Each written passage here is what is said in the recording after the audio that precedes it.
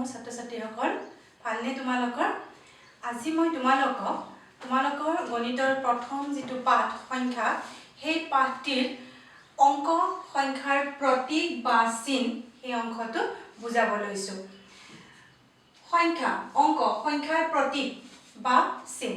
আমি সংখ্যা এটা লিখিবৰ কাৰণে আমি কেইটামান প্ৰথমতে অংক আমি ব্যৱহাৰ কৰো আৰু অংকবোৰ হৈছে 0 পৰা আৰম্ভ কৰি 9 লৈকে 0 এইবোৰ তোমালোকে পাই আহিছা আৰু যেতিয়া তোমালোকে প্ৰথম গণিতৰ লগত চিনাকি হৈছিলা তেতিয়া তোমালোকক এই অংকবোৰ লিখিব শিকোৱা হৈছিল 0 পৰা 9 লৈকে আৰু তাৰ পিছত শিকোৱা হোৱা নাই কাৰণটো হ'ল যে 0 পৰা 9 লৈকে যেতিয়া আমি অংকবোৰ জানিম তাৰ পৰা আমি আমাক যিমান ডাঙৰ সংখ্যা লিখিব নিদিলে আমি লিখিব পাৰিম হে অংকবোৰ হৈছে 0 1 2 3 4 5 6 7 8 আৰু 9 এই অংকবোৰক কোৱা হয় প্ৰতীক বা চিন প্ৰতীক বুলি কোৱা হয় 9টা প্ৰতীক থাকে এই 9টা প্ৰতীক আমি প্ৰথমতে শিকি লম লিখিবলৈ শিকো আৰু যেতিয়া আমি 9টা প্ৰতীক জানিম জনাৰ পিছত আমি ইয়াৰ পিছত 9ৰ পিছত 10ৰ পৰা আমাক যিমান ডাঙৰ সংখ্যা লিখিব নিদিলে আমি এই প্ৰতীকৰ সহায়ত লিখিব পাৰিম আৰু হেহে এই প্ৰতীক 9টা কোৱা হয় অংক 0ৰ পৰা 9 লৈকে এতিয়া ইয়াৰ পিছত 9ৰ পিছত যেতিয়া আমি 10 পাম 10 পালে আমাৰ 9ৰ পিছত আমাৰ 10 পাম আমি 10 পাবৰ কাৰণে আমি ইয়াত থকা দুটা অংক ব্যৱহাৰ কৰিছো এটা হৈছে 1 আৰু এটা হৈছে 0 তাৰ পিছত 11 লিখিবৰ কাৰণে 1 টো আমি দুবাৰ ব্যৱহাৰ কৰিছো 12 লিখিবৰ কাৰণে একেদৰে আমি 1 আৰু 2 ব্যৱহাৰ কৰিছো অৰ্থাৎ 0ৰ পৰা 9 লৈকে এই প্ৰতীক কেইটা ব্যৱহাৰ কৰি আমি সংখ্যাবোৰ আমাৰ লিখিব পাৰো আৰু হেহে এই প্ৰতীক কেইটা কোৱা হয় অংক এটো কথা মনত ৰাখিবা এতিয়া 10 লিখোতে আমি দুটা অংক ব্যৱহাৰ কৰিছো 11 এটা অংক আমি দুবাৰ ব্যৱহাৰ কৰিছো 12ত আমি দুটা অংক ব্যৱহাৰ কৰিছো সেইদৰে মই যদি 37 লিখো 37ত মোৰ দুটা অংক আছে এটা 3 আৰু এটা 7 মই আখি লিখিছো আখি দুটা অংক আছে এটা 8 আৰু এটা 0 অৰ্থাৎ 10ৰ পৰা আৰম্ভ কৰি 10 11 12 বা 37 বা আখি এইবোৰ হৈছে দুটা অংক বিশিষ্ট সংখ্যা ইয়া দুটা অংক আছে দুটা অংক বিশিষ্ট সংখ্যা মানে দুটা অংক বিশিষ্ট সংখ্যা আৰম্ভ হ'ব দুটা অংক বিশিষ্ট সংখ্যা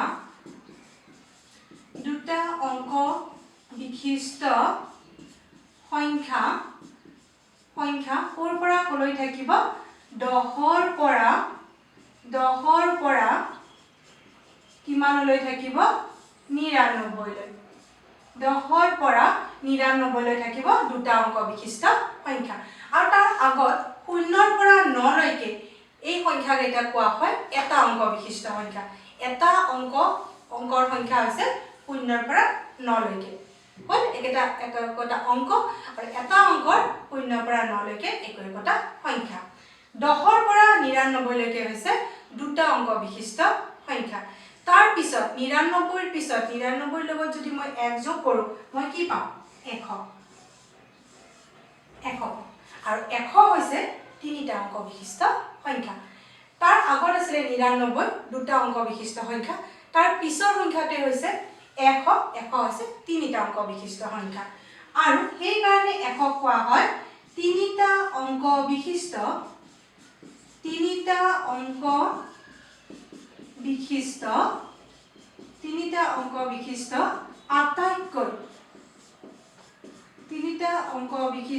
আটাইতকৈ সৰু সংখ্যা এই কথাটো তোমালোকে মনত ৰাখিবা তিনিটা অংক বিশিষ্ট আটাইতকৈ সৰু সংখ্যা আন এটা কথালৈ গৈছে এবাৰ আমি এই যে অংকবোৰ লিখিছো 0 1 2 3 4 আমি 9 লৈকে যে অংকবোৰ লিখিছো এটা অংক বিশিষ্ট সংখ্যা এইবোৰ আৰু এই সংখ্যাবোৰ আমাৰ যদি ইংৰাজী ভাষাত ইয়াৰ প্ৰতীকটো আমি ব্যৱহাৰ কৰো ইংৰাজী ভাষাত কেনেকুৱা ধৰণৰ হ'ব ইংৰাজী ভাষাত ইয়াৰ প্ৰতীকটো হ'ব মই দুইটাই লিখি দিছো অসমীয়াটো 2 3 4 5 6 7 8 9 ইংৰাজীত হ'ব 0 1 2 3 4 5 6 7 8 9 এইকেইটা আছে ইংৰাজী ভাষাৰ প্ৰতীক এইকেইটা আছে অসমীয়া ভাষাৰ 0 পৰা 9 লৈকে প্ৰতীক আৰু এইকেইটা আছে 1 0 1 2 3 4 5 6 7 8 9 হৈছে ইংৰাজী ভাষাৰ প্ৰতীক গতিকে অসমীয়া অংককেইটাৰ লগতে ইংৰাজী ভাষাৰ প্ৰতীককেইটা তোমালোকে অংককেইটা মনত ৰাখিবা ইয়াৰ পিছত আহিছো আমি স্থান মানলৈ যে সংখ্যা এটা যেতিয়া আমি লিখো সেই সংখ্যাটোৰ স্থান মান থাকে স্থান মান বা স্থানীয় মান বুলি কোৱা হয় সংখ্যা এটাৰ মই ইয়াতে এটা সংখ্যা লিখিছো এটা অংক বিশিষ্ট সংখ্যা মই লিখিছো 7 আনটো হৈছে দুটা অংক বিশিষ্ট সংখ্যা মই লিখিছো 25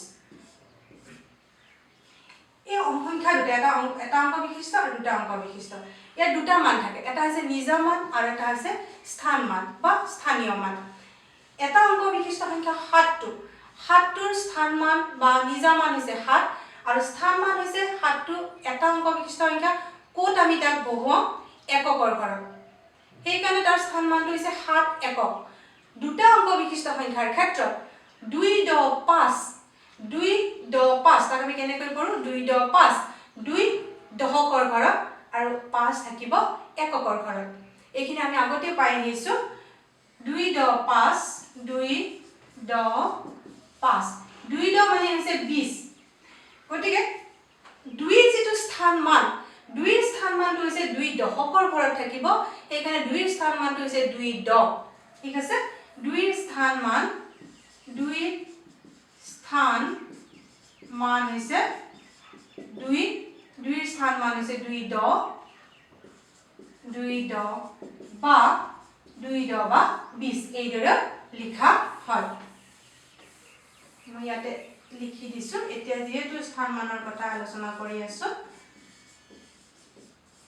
সংখ্যা এটা থকা অংকবোৰৰ স্থান মান ইয়াত মই দুটা সংখ্যা লিখিছো 7 আৰু 25 7 এককৰ ঘৰত থাকিব গতিকে ইয়াৰ নিজা মান 7 আৰু স্থান মানটো হৈছে 7 1 যেহেতু এককৰ ঘৰত থাকিব স্থান মান হৈছে 7 1 আৰু নিজা মান 7 গতিকে এককৰ ঘৰত থকা এটা সংখ্যাৰ ক্ষেত্ৰত স্থান মান আৰু নিজা মান দুইটা একে হয় কিন্তু সংখ্যাটোৰ ক্ষেত্ৰত 2 10 5 25 সংখ্যাটোৰ ক্ষেত্ৰত 2 স্থান মান আৰু 5ৰ স্থান মান কি হ'ব যেহেতু সংখ্যাটো 2 10 5 2 দশকৰ ঘৰত থাকিব 5 এককৰ ঘৰত থাকিব এইকাৰণে 2 স্থান মান হৈছে 2 10 বা 20 আৰু 5ৰ স্থান মান হৈছে 5 1 কাৰণ 5 থাকিব এককৰ ঘৰত ঠিক আছে এতিয়া মোক যদি স্থান মান অনুসৰি তালিকাত বহুৱাব দিয়ে সংখ্যাবোৰ তেতিয়া আমি কেনেকৈ বহুৱাম মই তাৰ কাৰণে এটা সংখ্যা লৈছো সংখ্যাটো হৈছে 32 এই সংখ্যাটোক মোক স্থান মান তালিকাত যদি বহুৱাব দিয়ে তেতিয়াহলে কি হ'ব মই তালিকাখন সজাই লম তালিকাখন এইটো এককৰ ঘৰ আৰু এইটো হৈছে দশকৰ ঘৰ এককৰ ঘৰত কি থাকিব 2 আৰু দশকৰ ঘৰত থাকিব 3 এইদৰে স্থান মান তালিকাত আমি বহুৱাই লম আৰু স্থান মান যদি আমাক লিখিব দিয়ে তেতিয়া আমাৰ কি হ'ব 3 10 2 3 10 2 3 দশকৰ ঘৰত আছে গতিকে 3 স্থান মান 3 10 32 আৰু 2 স্থান মান 2 1 বা 2 এইদৰে আমি স্থান মান তালিকাত সংখ্যাবোৰ বহুৱাম এইবাৰ আহিছো সংখ্যা এটা মণিহলাত আমি কিদৰে গঠন কৰো মণিহলা তোমালোকে মণিহলা সম্পৰ্কে মই তোমালোকক অকমান কৈ লৈছো কাক কয় মণিহলা যে মণি আমি হলাত যদি মণিবোৰ ভৰাও সেই ভৰোৱাৰ পিছত সেই যেটো আমি এটা ইখন সজলি পাম সেই সজলিটো কোৱা হয় মণিহলা হল এতিয়া আমি মণিহলাত সংখ্যা এটা গঠন কেনেদৰে কৰো এনেকুৱা ধৰণৰ হয় আমি কিছুমান হলা লৈছো এইদৰে তাত আমি মণি ভৰাই গৈছো মই দুডাল হলাৰ ক্ষেত্ৰত দেখুৱাইছো ইয়াত মই মণি ভৰাই গৈছো 1 2 3 4টা দিছো ইয়াত দুটাৰ মণি দিছো হল এইটো কোৱা হয় মণিহলা হলাত মই মণিবোৰ ভৰাই দিছো মণিহলা বুলি কোৱা হয় এটা মণিহলাত সংখ্যা এটা আমি কেনেদৰে গঠন কৰিম এই যে মণিবোৰ দিছো মই হলাডালত তাত আমি দুটা ভাগ কৰিম এইটো হৈছে এককৰ ঘৰ আৰু এইটো হৈছে দশকৰ ঘৰ দশক এইটো এককৰ ঘৰ আৰু এইটো দশকৰ ঘৰ এতিয়া মই এককৰ ঘৰৰ পিনে সোঁফালে থকা হলাডালত কেইটা মণি ভৰাইছো 4টা মণি ভৰাইছো আৰু বাওঁফালে থকা হলাডালত মই কেইটা মণি ভৰাইছো 2টা মণি ভৰাইছো মণি হলা 2টা মণি ভৰাইছো দশকৰ হলাডালত দশকৰ ঘৰত যিডাল হলা আছে এইডাল হলা 2টা মণি আৰু এইডাল হলা এটা মণি এতিয়া সংখ্যাটো মই পঢ়িম কেনেকৈ 2 10 4 2 10 4 সংখ্যাটো কি হৈ গল 2 10 4 24 এইদৰে আমি মণিহলাত সংখ্যা এটা গঠন কৰিব পাৰো বা কেতিয়াবা কি হয় মণিবোৰ দিয়া থাকিব আমি সংখ্যাবোৰ গণিম বা কেতিয়াবা সংখ্যাবোৰ দিয়া থাকিব আমি মণিহলাত ভৰাব লাগিব ধৰা এই সংখ্যাটো 45 সংখ্যাটো মই মণিহলাত ভৰাব লাগে আমি কি কৰিম এইদৰে আঁকি লম যেহেতু দুটা অংক বিশিষ্ট সংখ্যা গতিকে দুডাল হলা দিছো মই এইটো এককৰ ঘৰ আৰু এইটো দশক 4 10 5 4 10 5 ৰ 4 থাকিব দশকৰ ঘৰত আৰু 5 থাকিব এককৰ ঘৰত সেইকাৰণে এককৰ ঘৰত মই 5টা মণি বহুৱাম 4 5 দশকৰ ঘৰত থাকিব 4টা মণি ভৰাইছো এইদৰে সংখ্যাটো দিয়া থাকিলে আমি তাক মণিহলাত বহুৱাম এতিয়া আন এটা কথা মই ক'ব লৈছো এই যে হলাবোৰত মণিহলাটো যে আমি গঠন কৰো সংখ্যা যে আমি গঠন কৰো মণিহলা এডাল হলাত কিমানটা মণি থাকিব পাৰে এইটো কথা খুব দৰকাৰী কথা আমি জানিবলগীয়া যে এডাল হলাত সৰ্বাধিক 9টা মণিহে থাকিব গতিকে 19 29 বা 39 যেতিয়া আমি এটা সংখ্যা পাম তেতিয়া তাৰ পিছৰ সংখ্যাটো লিখিবৰ কাৰণে আমি কি কৰিম কাৰণ এডাল হলাত মই কৈছো 9টা মণি থাকিব এতিয়া সেই কাৰণে মই এটা সংখ্যা লৈছো সংখ্যাটো হৈছে 29 এই সংখ্যাটো মই মণিহলাত মই সংখ্যাটো মণিবোৰ ভৰাই যাম দুটা যেহেতু দুটা অংক বিশিষ্ট সংখ্যা দুডাল হলা দিছো মই একক আৰু এইটো দশক মই কৈছো যে সৰ্বাধিক 9টা মণি থাকিব 1 2 3 4 5 6 7 8 9 সৰ্বাধিক 9টা মণি থাকিব আৰু দশকৰ ঘৰত যেহেতু 29 সংখ্যাটো থাকিব 2টা মণি এতিয়া কথাটো হ'ল ইয়াৰ পিছৰ সংখ্যাটো লিখিবৰ কাৰণে মই কি কৰিম 30 যদি মোৰ এককৰ ঘৰত 1 বাঢ়ি যায় এককৰ ঘৰত 1 বাঢ়ি যোৱাৰ লগে লগে কি হৈ যাব 29 + 1 =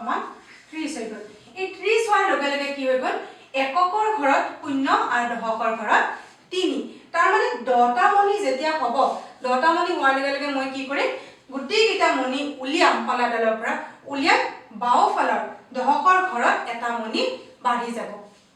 এইটো কথা মনত ৰাখিবা যে সৰ্বাধিক 9টা মণি থাকিব 10টা মণি হোৱাৰ লগে লগে মই গোটেইবোৰ মণি উলিয়াই দিম উলিয়াই দশকৰ ঘৰত কি কৰিম এটা মণি বেছিকৈ দিম কাৰণ 29ৰ লগত 1 যোগ কৰাৰ লগে কি হৈ গ'ল এককৰ ঘৰত 0 হৈ গ'ল আৰু দশকৰ ঘৰত 2 ঠাইত কি হৈ গ'ল 3 হৈ গ'ল সেই কাৰণে মই 30 টোক যেতিয়া মণিহলাত দেখুৱাম সংখ্যাটো মণিহলাত দেখুৱালে কি কৰিম মই এককৰ ঘৰত মণিবোৰ মই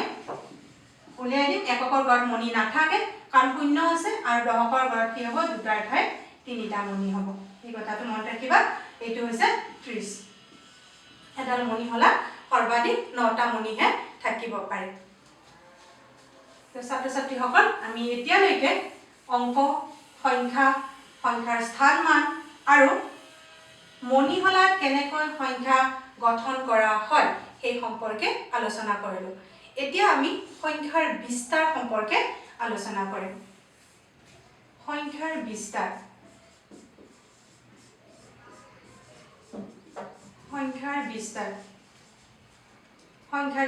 কাক কয়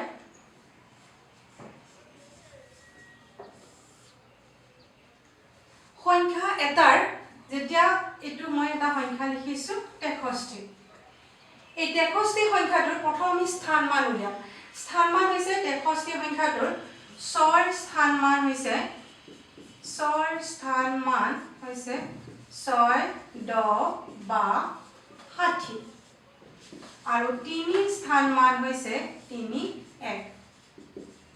বা 3 এই স্থান মান বৰৰ যোগফলটোকে কোৱা হয় সংখ্যাৰ বিস্তাৰ গতিকে 63 সংখ্যাটোৰ স্থান মান 60 আৰু 3 স্থান মান আছিল 3 এইটোৱে হৈছে সংখ্যাটোৰ